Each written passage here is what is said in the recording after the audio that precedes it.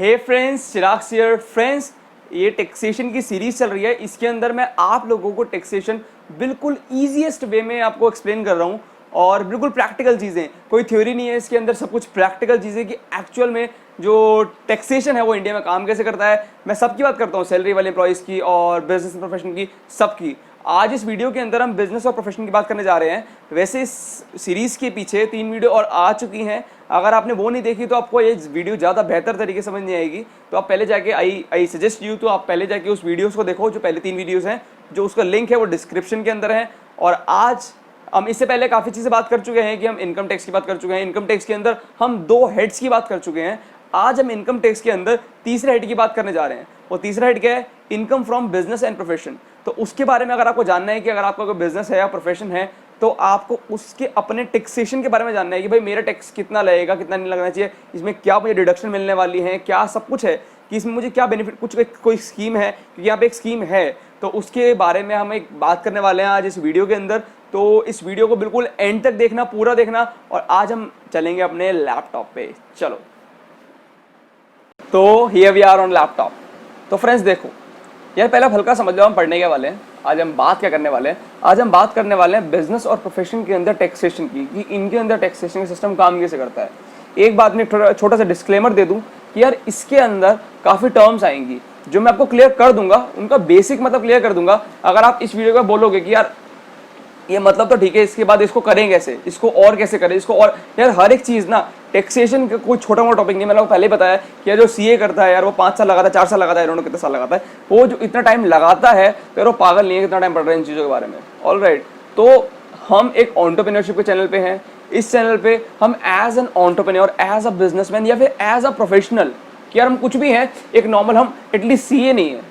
Alright, तो हम एक लेमन लैंग्वेज में बात करते हैं, एक सिंपल लैंग्वेज में बात करते हैं और सिंपल चीज़ें समझते हैं। क्योंकि मुश्किल काम करने के लिए आपके सीए बैठे हैं। वो सीए क्यों है? ताकि आपको और चीज़ें क्लियर करें। लेकिन ये चैनल उनके लिए है जिनको बात करना सीखना है। कि यार आपके सामने एक सीए आके बैठ गया कि भाई सीए बता रहा है आपको, आपने अपने एक सीए हायर करा कि भाई मुझे अपना टैक्सेशन वगैरह का देखना है, अकाउंटेंट वगैरह आपने हायर करे, तो आपको उसकी बात आराम से समझ आए और अपनी आप बात उसको समझा सको, आप कम्युनिकेट कर सको, आप चीज़ों को समझ सको।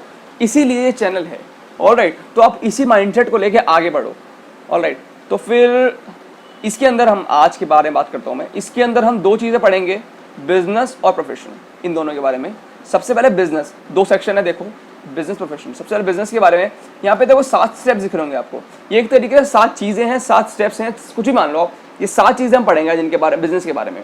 तो सबसे पहले यार आपको सबसे पहले स्टेप क्या होता है कि आपको अपनी एंटिटी चूज करनी है। यार आप अगर ये वीडियो देख रहे हो तो आई बिलीव कि आपको ये छोटी छोटी कंसेप्ट पता होंगे, लेकिन नहीं पता फिर भी मैं हल्का सा इंट्रो दे देता हूँ कि सबसे पहले आपको चूज करना है कि आपका ये है, आपकी लीगल एंटिटी कौन सी होगी। मतलब आपके जो बिजनेस है उसका साइज कैसा है, कैसा नहीं है, आप उसके अकॉर्डिंग अपनी लीगल एंटिटी चूज करोगे कि आप सोल प्रोप्राइटरशिप के अंदर जाना चाहते हो या limited liability, sorry my voice is tongue twister, limited liability partnership के अंदर जाना चाहते हो, या प्राइवेट कंपनी खोलना चाहते हो, पब्लिक कंपनी खोलना चाहते हो, जॉइंट वेंचर खोलना चाहते हो, अब क्या खोलना चाहते हो। अब ये होते क्या है? सोल प्रोप्राइटर मतलब कि आप एक ही ओनर हो, लिमिटेड लायबिलिटी पार्टनरशिप मतलब कि आप पार्टनरशिप फॉर्म खोलना चाहते हो, थर्ड प्राइवेट कंपनी मतलब कि आप एक जो नॉर्मल हम सुनते हैं कि प्राइवेट लिमिटेड कंपनी, अब ये खोलना चाहते हो, पब्लिक कंपनी मतलब जो स्टॉक मार्केट में लिस्ट होती है, या फिर 5वीं जॉइंट वेंचर मतलब कि आप 2 वेंचर को ज्वाइंट करना चाहते हो। सिंपल ये है। तो अब कौन सी कंपनी, किस टाइप की आप लीगल एंटिटी खोलना चाहते हो, या फिर किस टाइप की आप अपना बिजनेस किस तरीके स्टार्ट करना चाहते हो, आपके बिजनेस के साइज पे डिपेंड करता है ये सब। अगर साइज छोटा है, काफ़ी छोटा है, आपकी खुद की कैपिटल लग रही है, तो एज सिंपल एज दैट आप सोल प्रोप्राइटरशिप पे ही जाओगे। तो इस तरीके से हम एक चीज़ के बारे में बात करने वाले हैं। ऑलराइट, एक चीज़ और यहाँ लिखी है यार, देखो कि if your business is growing rapidly and becomes unmanageable. अच्छा, इसके अंदर लिखा है कि अगर आपका बिजनेस बहुत तेज़ी से बढ़ रहा है और आप उसको मैनेज नहीं कर पा रहे और अभी आपकी सोल प्रोप्राइटरशिप है, तो सिंपली आपको कंपनी की तरफ जाना पड़ेगा। ऑलराइट, कंपनी की तरफ जाना पड़ेगा। और कंपनी में जाने के लिए, मतलब कंपनी को स्टार्ट करने के अपने खुद के कॉन्स हैं और इसके प्रोज हैं। इसके कॉन्स क्या हैं? कॉन्स ये हैं कि यार आपको इसकी खुद की एक सेपरेट लीगल एंटिटी है अब कंपनी, आपको इसका खुद का टैक्सेशन फाइल करना पड़ेगा कंपनी का इटसेल्फ। पहले आप इसकी लायबिलिटी, मतलब कि इसकी अनलिमिटेड, अब इसकी कंपनी की अनलिमिटेड लायबिलिटी नहीं है, पहले इसकी अनलिमिटेड लायबिलिटी आपके ऊपर थी, आपके बिजनेस की। ऑलराइट, तो ये इसके कुछ कॉन्स हैं, इसके कुछ प्रोज हैं। आप ये अपने खुद का एक पैन कार्ड होगा लाइक दिस, ऑलराइट, क्योंकि सेपरेट लीगल एंटिटी है।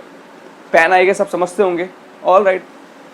तो ये हमारा फर्स्ट स्टेप हुआ, आपने चूज कर लिया कि भाई मुझे फॉर एग्जांपल मुझे सोल प्रोप्राइटरशिप खोलनी है अपने बिजनेस के लिए, मेरा छोटा सा बिजनेस है, मुझे सोल प्रोप्राइटरशिप खोलनी है, ऑलराइट। तो अब एक बात आती है यार सबके दिमाग में कि यार जो मेरा बिजनेस है इसके अंदर मुझे जरूरत है अकाउंट्स बनाने की या नहीं है, बताओ मुझे। और इस चीज़ों को पढ़ो, इन चीज़ों को पढ़ो। अगर आप इन दोनों में से, मतलब ये ए और ये बी में से, अगर आप इन दोनों में से एक भी चीज़ फुलफिल कर रहे हो, मतलब एक भी चीज़ आपकी है, तो आपको बुक्स ऑफ अकाउंट्स बनाने पड़ेंगे, दैट इज़ मैंडेटरी। अगर आप नहीं बनाओगे तो आपको 25,000 का फाइन है। देखो, अगर आप इन दोनों में से, जो ए और बी है, अगर इन दोनों में से आपकी एक भी चीज़ अगर आपकी सेटिस्फाई कर रही है तो आपको books of accounts banana compulsory है। और अगर आप नहीं बनाते बुक्स ऑफ अकाउंट्स तो आपको 25,000 रुपीज़ तक का पेनल्टी आपको लग सकती है इंडियन गवर्नमेंट के थ्रू। तो ये जो कंडीशन है ये क्या है? ये कंडीशन है कि पहली कंडीशन आपकी इनकम 1,20,000 से साल की इनकम, आपके बिजनेस की साल की इनकम या प्रॉफिट 1,20,000 से ज़्यादा है तो आपको बुक्स ऑफ अकाउंट्स बनाना पड़ेंगे। बहुत कम है ना? अभी इसके आगे एक और चीज़ आएगी, वो देखना, ऑलराइट। या फिर ध्यान सुनना, या फिर आपकी जो टोटल सेल्स है, टर्नओवर जिसको आप बोलते हो कि आपने टोटल रेवेन्यू कितना कमाया है एक साल के अंदर, अगर वो 10 लाख से ज़्यादा है तो आपको फिर आपको बुक्स ऑफ अकाउंट्स बनाना जरूरी है। तो अब इन दोनों में से कोई भी एक चीज़ है आपके बिजनेस के अंदर तो आपको बुक्स ऑफ अकाउंट्स बनाना बहुत ज़रूरी है, नहीं तो आपको 25,000 तक की पेनल्टी हो सकती है। यार एक चीज़ और है इसके अंदर, देखो, अगर आपके पिछले 3 सालों के अंदर, in case of in any of the 3 immediately preceding previous year, अगर पिछले 3 सालों के अंदर आपने इन दोनों केस में से किसी एक को भी सेटिस्फाई नहीं करा है, पिछले 3 सालों में से आपने ऊपर वाले इन दोनों केस में से किसी एक को भी सेटिस्फाई नहीं करा है, तो आपको, या सुन लिया ध्यान से आपने, तो आपको एक रिलैक्सेशन मिल रही है एज अ बिजनेस कि आपकी इनकम अगर 2.5 लाख से ज़्यादा है, पहले कितनी थी 1,20,000, लेकिन अगर आपकी इनकम एक साल की इनकम 2.5 लाख से ज़्यादा है तभी आपको बुक्स ऑफ अकाउंट बनाना ज़रूरी है। और दूसरा, अगर आपकी टोटल सेल्स, क्या चीज़, अगर आपकी टोटल सेल्स 25 लाख से ज़्यादा है, जो कि पहले 10 लाख थी, तब बनाना ज़रूरी है। तो समझोगे आप कि अगर आपके अपने पिछले 3 सालों के अंदर किसी भी एक साल में इन दोनों कंडीशन को सेटिस्फाई नहीं करा है तो फिर आपको ये चीज़ मिल जाएगी, ये जो रिलैक्सेशन है 2.5 लाख और 25 लाख की, ये रिलैक्सेशन मिल जाएगी। ऑलराइट यार, आपको ये क्लियर टेक्स्ट पे पढ़ रहा हूँ मैं, ये जो वेबसाइट खोली है मैंने, ये आपको मैं लिंक दे दूंगा डिस्क्रिप्शन के अंदर, आप इसे पढ़ सकते हो। अब यार ये थर्ड चीज़ क्या है? ये है टैक्स ऑडिट। यार ऑडिट का मतलब क्या होता है? ऑडिट का सिंपल मतलब बताऊं आपको मैं, ऑडिट का मतलब होता है चेकिंग, कि आपके बिजनेस की चेकिंग कराना। अब वो टैक्स की चेकिंग होती है या फिर अकाउंट्स आपके चेक होते हैं या कुछ भी चेक होता है। ये क्यों होती है? ये पहली बात ये कराती है गवर्नमेंट, मतलब गवर्नमेंट खुद आके नहीं करती, ये आप खुद करवाते हो अपने हाथ से, लेकिन ये मैंडेटरी ऑडिट कराना ये आप करवाते हो सीएस से, मतलब चार्टर्ड अकाउंटेंट से आप अपनी चेकिंग कराते हो, अपनी ऑडिट कराते हो आप टैक्स की, और ये कंपलसरी है। अब ये बोलते हैं कि गवर्नमेंट की तरफ से कंपलसरी है, लेकिन खुद गवर्नमेंट नहीं करती, आप खुद अपना पर्सनल सीए हायर करते हो और इसकी ऑडिट कराते हो, और ये करना कंपलसरी है। लेकिन ये सबके लिए कंपलसरी नहीं है, किन के लिए है किन के लिए नहीं है, इसके बारे में पढ़ते हैं। तो यार देखो, जिन भी बिजनेस की एनुअल रिसीट, मतलब कि वो एक साल के अंदर उनका टोटल रेवेन्यू अगर 1 करोड़ से ज़्यादा है, अगर 1 करोड़ से ज़्यादा है तो उनको एक टैक्स ऑडिट करने की ज़रूरत है। ऑलराइट, इसकी ड्यू डेट के बारे में बाद में पढ़ते हैं। और आपकी टैक्स ऑडिट होती कैसे, मतलब आपने टैक्स ऑडिट कैसे कराओगे? सबसे पहले तो आप अपना खुद का सीए हायर करोगे अपनी टैक्स ऑडिट कराने के लिए। टैक्स ऑडिट का मतलब समझ रहे हो आप, कि आपने जो भी अपनी इनकम रिटर्न्स आईटीआर फिल करी है। एक मिनट, आईटीआर क्या होता है? सबसे पहले आईटीआर समझो। आईटीआर मतलब क्या होता है कि आपने इनकम टैक्स, जो भी आपके इनकम एक्सपेंसेस, जो भी आपने डिडक्शन लगाई है, सब कुछ लगाई है, आपने एक डॉक्यूमेंट में लिख के भेजी है गवर्नमेंट के पास कि भाई मेरी ये इनकम हुई, ये डिडक्शन हुई, ये सब कुछ हुआ, तो अपने गवर्नमेंट को लिख के भेजी, तो उसको बोलते हैं आईटीआर। आपने इनकम टैक्स रिटर्न फाइल करी है, इसका मतलब ये होता है सिंपल आईटीआर का मतलब। अब आपकी ने जो आईटीआर भरी है ये सच, ये सही है, झूठ है, क्या है, गलत है, सही है, इसके बारे में कौन पता लगाएगा? ये पता लगता है टैक्स ऑडिट के अंदर। इसमें चेकिंग होती है कि आपने जो भी पता लगा, जो भी आपने भरा है अपनी आईटीआर के अंदर, ये सही है, गलत है, क्या है। लेकिन ये किसके लिए लायबल है, कौन लायबल है, ये टैक्स ऑडिट कराने किसके लिए जरूरी है? ये जरूरी है सिर्फ उन फर्म्स के लिए जिनका एनुअल रेवेन्यू 1 करोड़ से ज्यादा है। इंडिविजुअल टैक्स ऑडिट नहीं होता। ये मैं बात कर रहा हूँ एक फर्म की, बिजनेस फर्म की या फिर प्रोफेशन की बात करेंगे, अभी बिजनेस फर्म की बात हो रही है। ऑलराइट, तो फिर हम इसको भरते कैसे हैं? सबसे पहले तो ये इलेक्ट्रॉनिकली भरी जाती है, ये भरी जाती है फॉर्म CD से, फॉर्म 3 CD से भरी जाती है। अगर आप बोलोगे तो आपको फॉर्म दिखा दूंगा, या फिर मैं काम करता हूँ कि कुछ टाइम बाद जब ये टैक्सेशन की पूरी सीरीज खत्म हो जाएगी तो उसके बाद मैं जब छोटे छोटे टॉपिक्स लेके आऊँगा जैसे कि टैक्स ऑडिट वगैरह, तो मैं इन सबको लेके आऊँगा। इसको मैं छोटे छोटे तरीके से बात करूँगा आपसे कि टैक्स ऑडिट ये होता है, इसको मैं पूरा एक्सप्लेन करूँगा। मतलब कि अभी तो मैं आपको बिल्कुल ब्रीफिंग कर रहा हूँ हर चीज़ की, आपको पूरा एक्सप्लेन करने के लिए मैं छोटी छोटी वीडियोज़ लेके आता रहूँगा इस चीज़ के बारे में। तो टैक्स ऑडिट के बारे में वहाँ भी बात कर लेंगे, लेकिन आपको भी समझ आ चुका, अब आप खुद भी पढ़ सकते हो टैक्स ऑडिट के बारे में कि मैं अपना टैक्स ऑडिट कैसे करा सकता हूँ, कैसे नहीं करा सकता। बता दिया आपको मैंने। अगर आपकी जो एनुअल रेवेन्यू है वो अगर 1 करोड़ से ज्यादा है तो आपको टैक्स ऑडिट की जरूरत है। ऑलराइट, ये ड्यू डेट देख लेते हैं बारी, मैंने यहाँ छोड़ी थी ड्यू डेट, अब ड्यू डेट के बारे में पढ़ लेते हैं। यार ये ड्यू डेट, ऑलराइट ठीक है, आपको अपनी टैक्स ऑडिट रिपोर्ट कब देनी होती है गवर्नमेंट को? इसकी ड्यू डेट क्या है कि देनी होती है आपको 30 सितंबर को आपको अपनी ड्यू डेट रिपोर्ट देनी होती है अपने असेसमेंट ईयर में। असेसमेंट ईयर पता है, मैंने प्रीवियस और असेसमेंट ईयर बताया लास्ट वीडियोस में, अगर आपको नहीं पता जाके देख लो। तो आपको असेसमेंट ईयर में अपनी टैक्स रिपोर्ट, अपनी टैक्स ऑडिट की रिपोर्ट गवर्नमेंट को देनी होती है 30 सितंबर को। ऑलराइट, दिसंबर बोला गया मैंने, नहीं सितंबर, आई डोंट रिमेंबर, मैंने भूल जाता हूँ जल्दी जल्दी। ऑलराइट, तो नेक्स्ट चीज़ है आपकी कि ये नेक्स्ट ड्यू डेट, ये रही नेक्स्ट ड्यू डेट है आपकी कि आपको, हाँ जी, अगर आपके टैक्स ऑडिट आपके लिए एप्लीकेबल है, अगर आपके लिए टैक्स ऑडिट एप्लीकेबल है मतलब आपके बिजनेस का रेवेन्यू 1 करोड़ से ज़्यादा है 1 साल का, तो आपको 30 सितंबर को ही अपना असेसमेंट ईयर में 30 सितंबर तक ही आपको अपनी टैक्स ऑडिट की रिपोर्ट आपको जमा करानी पड़ेगी गवर्नमेंट के पास। या फिर अगर आपके ऊपर टैक्स ऑडिट एप्लीकेबल नहीं है, ये इंपॉर्टेंट है, अगर आपके पास टैक्स ऑडिट एप्लीकेबल नहीं है तो आपको 31 जुलाई को आपको अपना असेसमेंट ईयर में आपको अपनी जो ITR है वो फिल करनी पड़ेगी एक तरीके से।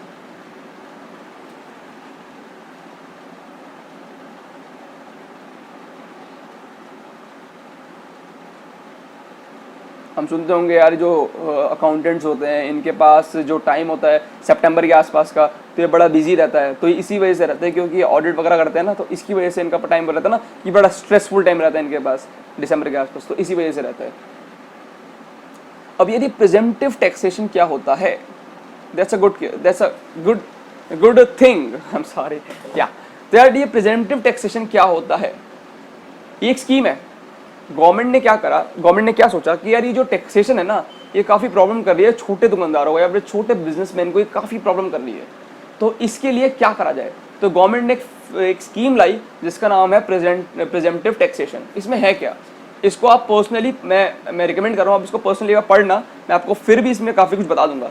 ये होता क्या है कि अगर आपका जो टर्नओवर है वो 2 करोड़ से कम है, 2 करोड़ से कम है आपका 1 साल का टर्नओवर, तो आप इस स्कीम को चूज कर सकते हो। ऑलराइट, तो आप इस स्कीम को चूज करने के लायबल हो।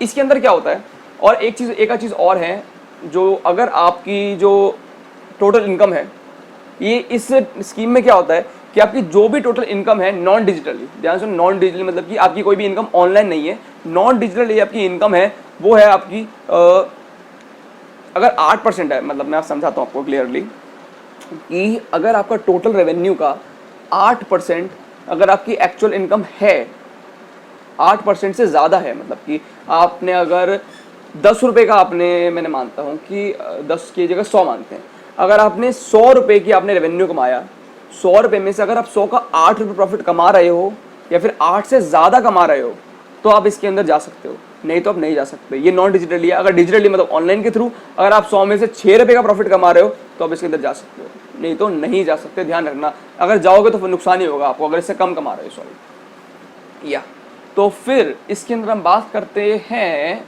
प्रिजेम्पटिव टैक्सेशन की, जो कौन से बिजनेस इसके अंदर इंक्लूडेड नहीं है। मतलब कि आप ऐसे, ये 3 बिजनेस हैं, ये आपको दिख रहे होंगे, 3 बिजनेस हैं जो इंक्लूडेड नहीं है इसके अंदर। सबसे पहला है लाइफ इंश्योरेंस एजेंट्स।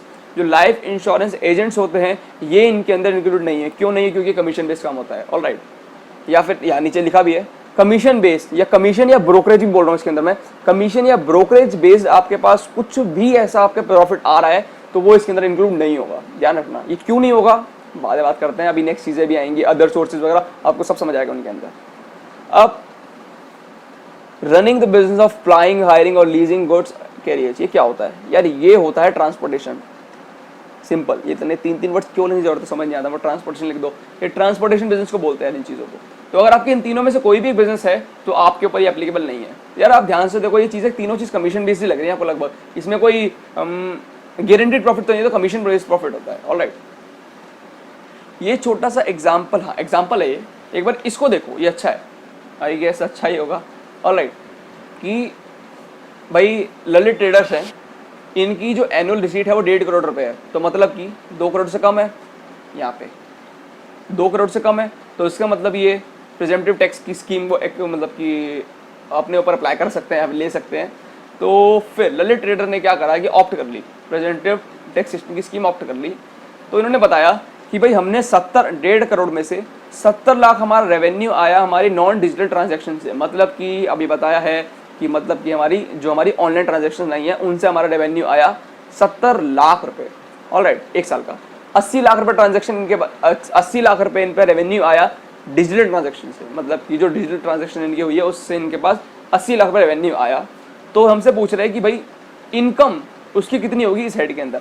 यार दोबारा बता रहा हूँ कि हम अभी ये नहीं देख रहे कि टैक्स कैसे, अभी सब बताया आपको मैंने कि आप सबसे पहले देखते हो कि आपकी एक हेड से कितनी इनकम निकल रही है। इससे पहले वाली वीडियो में बता चुका हूँ आपको मैं कि एक हेड से आपकी कितनी इनकम निकल रही है, दूसरे से कितनी निकल रही है, तीसरे से कितनी निकल रही है, चौथे से कितनी निकल रही है, पांचवें कितनी निकल रही है। इन पांचों का प्लस करते हो, जो टोटल इनकम होती है उसको आप देखते हो इनकम टैक्स स्लैब में कि भाई मेरा 5% स्लैब है, 10% स्लैब है, 20% स्लैब है, जो भी है आप उसको इनकम पकड़ते हो, अपने टैक्स के स्लैब के साथ मिलाते हो और उसको गवर्नमेंट को पे कर देते हो। सिंपल ये है। तो अभी हम क्या देख रहे हैं, अभी हम इस हेड के अंदर की इनकम देख रहे हैं। ऑलराइट, तो फिर ये देखो ये सॉल्यूशन, या दिस इज सॉल्यूशन। तो फिर आपकी जो नॉन डिजिटल ट्रांजैक्शंस हैं उसका आपको 70 लाख रुपए का आपको सिर्फ 8% लगेगा। मतलब ये गवर्नमेंट ना मानती है, इस स्कीम के अंदर ऐसा क्या है कि गवर्नमेंट ये मानती है, तभी मैंने आपको कहा था कि वो नुकसान हो जाएगा, क्योंकि गवर्नमेंट ये मानती है कि उनका जो टोटल रेवेन्यू है ना, वो गवर्नमेंट बोलती है कि भाई 8% आपका टोटल रेवेन्यू हो रहा होगा आपकी नॉन डिजिटल से और 6% आपका रेवेन्यू हो रहा होगा डिजिटल से। तो गवर्नमेंट इसी हिसाब से टैक्स लगाती है, इसीलिए आपका टैक्स इसमें कम लगता है। अगर आपका रेवेन्यू जो आपका प्रॉफिट है अगर इनसे कम ना हो, कहीं आपका 4% 5% प्रॉफिट हो आपके टोटल रेवेन्यू का और कहीं आप इसको चूज कर लो तो फंस जाओगे, इजंट इट। तो फिर आप क्या करना है, अगर आपका रेवेन्यू इससे ऊपर है, मतलब 8% से ऊपर है और 6% से ऊपर है, तभी आपको ये चीज चूज करनी है, नहीं तो नहीं करनी है। ऑलराइट, तो देखो 70 लाख उसका रेवेन्यू नॉन डिजिटल से है, उसका 8% 5,60,000, सेम डिजिटल से उसका 80 लाख है, 6% 4,80,000 और उसने दोनों प्लस करा तो ये होगी 10,40,000। तो इसकी जो टोटल इनकम है, जो चीज टैक्सेबल इनकम है इसके पास, जो टैक्सेबल इनकम है, टैक्सेबल प्रॉफिट है, वो है 10,40,000। मतलब 10,40,000 पे टैक्स के लिए भेजेगा इनकम अपनी कि भाई इतनी इनकम है मेरी इस हेड से टैक्स के लिए। परफेक्ट है। तो फ्रेंड्स अब देख लेते हैं इनके बेनिफिट्स क्या हैं, कि बेनिफिट क्या है इन चीज़ों के। ये प्रिजम्पटिव टैक्सेशन जो हमने पढ़ा है, जो हमने जाना है कि इसके बेनिफिट क्या होते हैं। ये पहले 2 बेनिफिट आप इसको देख लेना, थर्ड से बताता हूँ तुम्हें। ये बता चुका हूँ आपको मैं कि आपकी अगर आपकी नेट इनकम सिर्फ 8% आपके रेवेन्यू की मानी जाएगी अगर नॉन डिजिटली है, और 6% मानी जाएगी अगर डिजिटली है। ये दोनों आ गए इसके अंदर।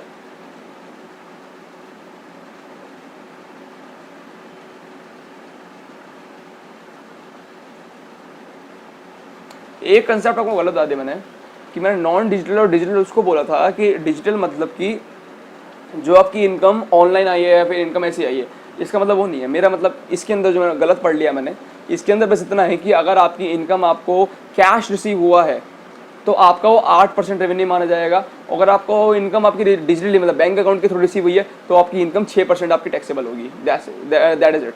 ऑलराइट, और नेक्स्ट चीज़ हमारी ये रही, इसके अंदर बेनिफिट क्या है आपको, इसके अंदर आपको अपना अकाउंटिंग रिकॉर्ड बनाने की जरूरत नहीं है, मतलब आपको अपने अकाउंट्स बनाने की जरूरत नहीं है। सेकंड, आपको अपने जब अकाउंट नहीं बनाओगे तो आपको अकाउंट ऑडिट कराने की जरूरत नहीं है। ये नेक्स्ट चीज़ बड़ी इंपॉर्टेंट है, ये है आपको अपना टैक्स एडवांस देना है। सिंपल सा कंसेप्ट है, देखो अगर आप इस स्कीम को चूज कर रहे हो, मतलब प्रेजेंटिव टैक्सेशन को चूज कर रहे हो, तो आपको अपना टैक्स एडवांस देना है। मतलब कि एडवांस टैक्स मतलब आपको जो प्रीवियस ईयर होता है कब तक होता है, 31 मार्च तक ना, 31 मार्च तक आपको अपना टैक्स पे करना है। और लास्ट डेट क्या है, लास्ट डेट है 15 मार्च। 15 मार्च फॉर एग्जांपल हम इस ईयर में बैठे हैं, ईयर कौन सा है, 2020 हमारा जो ये फाइनेंशियल ईयर कौन सा है, ये है 1 अप्रैल 2020 टू 31 मार्च 2021, यही है। तो आपको इसी ईयर का टैक्स इसी ईयर में मत देना पड़ेगा। मतलब कि आपको 15 मार्च 2021 जो कि 31 मार्च से पहले है, आपको वहीं तक उसी दिन तक आपको अपना टैक्स पे करना पड़ेगा। अगर ये चीज सुन लो, छोटी सी है, अगर आपकी जो इनकम है taxable income, net taxable income है वो 10,000 से ऊपर है, तो ऑब्वियसली तभी आप टैक्स पे करोगे, नहीं तो नहीं करोगे। ऑल राइट, इसमें 6 पॉइंट है इंटरनेशनल ट्रांजैक्शंस। ये बहुत छोटा सा पॉइंट है यार, कि आप किसी को पेमेंट कर रहे हो तो आप टीडीएस काट के करते हो। टीडीएस क्या होता है, टैक्स डिडक्टेड एट सोर्स। नहीं पता, इसकी मैं अगली वीडियो बनाऊंगा तो देख लेना इसके बारे में, अभी मैं इसको एक्सप्लेन नहीं कर रहा। अगर नहीं पता तो स्किप भी कर सकते हो।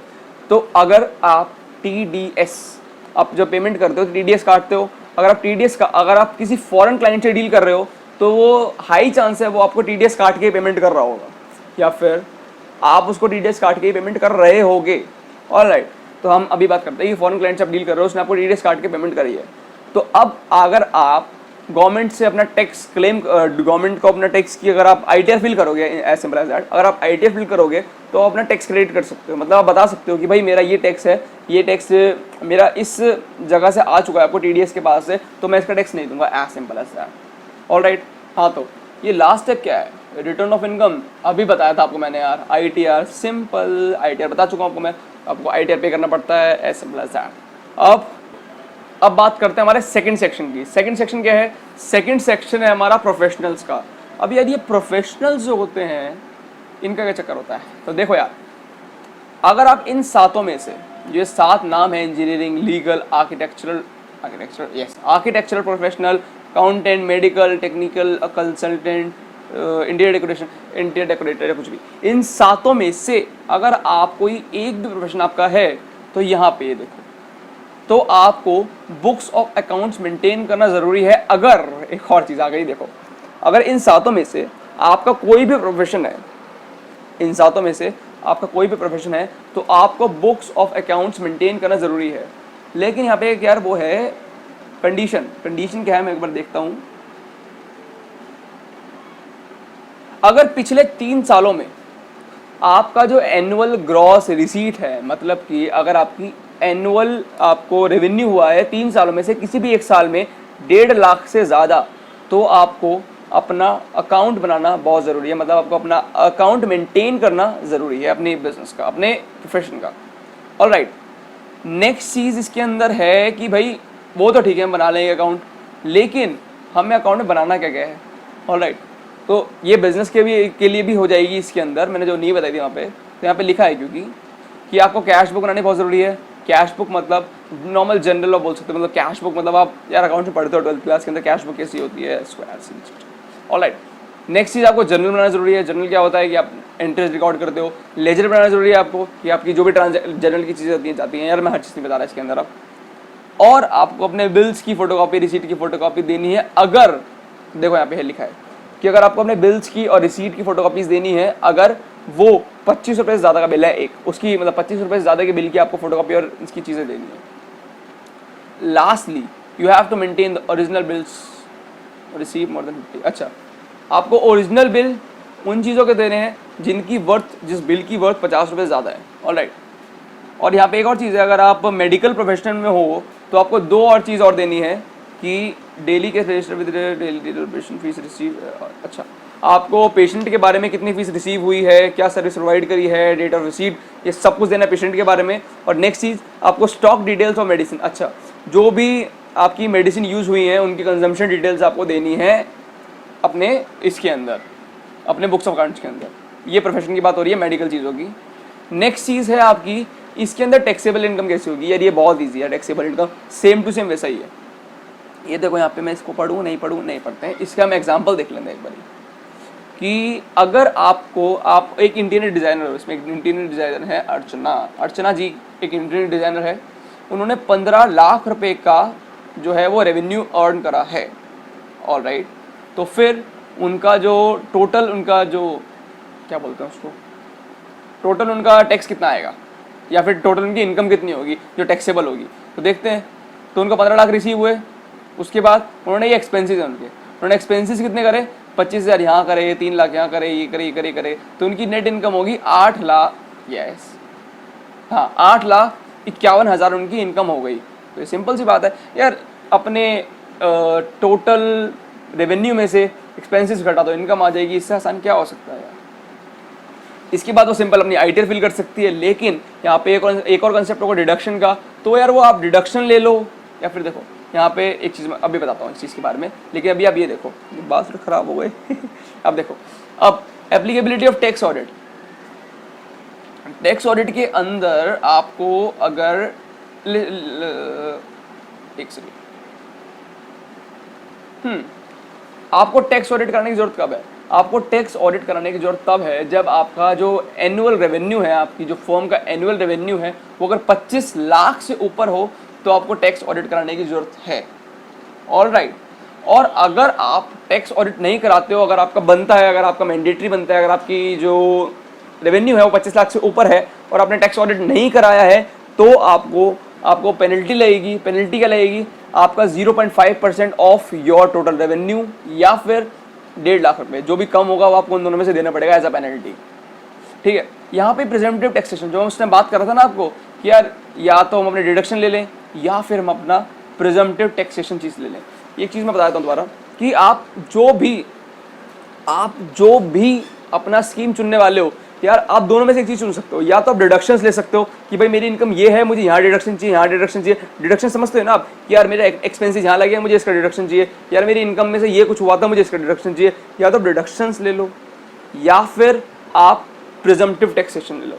तो प्रिजम्पटिव टैक्सेशन में इतना बड़ा लिख मैं पढ़ के नहीं सुना था आपको, मैं इसको सिंपल बता रहा हूँ कि इसके अंदर इतना सिंपल है कि आपकी जो भी इनकम होगी, लेकिन यहाँ पे एक लिमिट है 50 लाख तक। अगर आपकी 50 लाख तक की इनकम है, इनकम नहीं है, अगर आपके 50 लाख तक का रेवेन्यू है, तो आप इस मेजर को, आप इस स्कीम को ऑप्ट कर सकते हो एज अ प्रोफेशनल, ठीक है। अगर आपका 50 लाख तक का आपका जो रेवेन्यू है तो आप स्कीम को ऑप्ट कर सकते हो। और ये आपको स्कीम देती क्या है, ये आपको सिंपली स्कीम ये देती है कि आपकी जो भी इनकम होगी उसमें से 50% कट जाएगा, आपके जो भी रेवेन्यू होगा उसमें से 50% हट जाएगा। सिंपल एग्जांपल समझो, एक बंदा है जिसकी इनकम हुई 30 लाख, उसका एक्सपेंसेस हुए एक्चुअल में 3 लाख। ये देखो 30 लाख उसकी इनकम हुई, उसके एक्सपेंसेस हुए 3 लाख, लेकिन उसने चूज करा था प्रिजम्पटिव टैक्सेशन का मेजर, तो उसके 15 लाख रुपए, मतलब 30 लाख का आधा 15 लाख रुपए ऐसे कट गए। मतलब 15 लाख रुपए उसकी कोई भी इनकम नहीं है, ऑलराइट।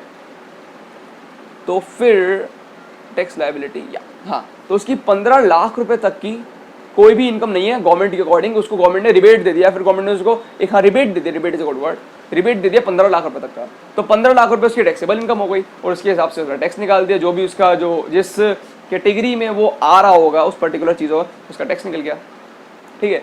बस इतना ही है यार प्रोफेशनल में भी। Friends that was it from today's video. आज की वीडियो में हमने जाना कि यार ये बिजनेस और प्रोफेशन में जो टैक्स लगता है वो कैसे लगता है, कैसे नहीं लगता, तो हमने इस बारे में बात करी और हमने बस इसी बारे में बात करी।